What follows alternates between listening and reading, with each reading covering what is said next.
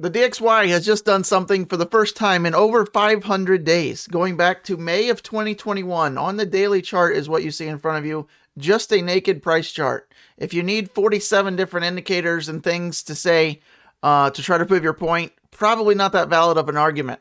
If you can show the same thing in the most simplistic way, that should speak volumes. And so let's do just that. Going back to our takeoff, really for the DXY, epic run, right? 20-year plus highs, taking out high after high after high, right? And that is exactly my point. What have we just done?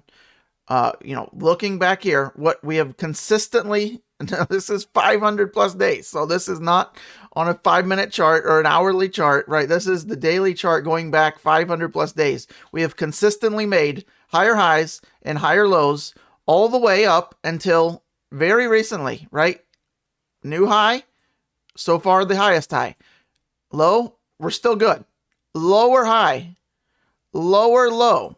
That's a double whammy, right? So we have reversed this 500-day plus trend. We have broken that, to say the least.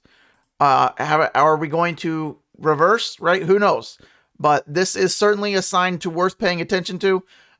So to note what we're doing as fast as you can, that's how you can simply profit the most, is you need to identify trends at the earliest point and get in during that trend. So is this for the day traders trying to get in and out and swing trade? Probably not. If this is for your long-term investment, this is certainly a wake-up call, to say the least, noting that, back-to-back reversals that we haven't seen in 500 plus days, the DXY has just put in not only a lower high, a lower low, now confirmed, with a close yesterday.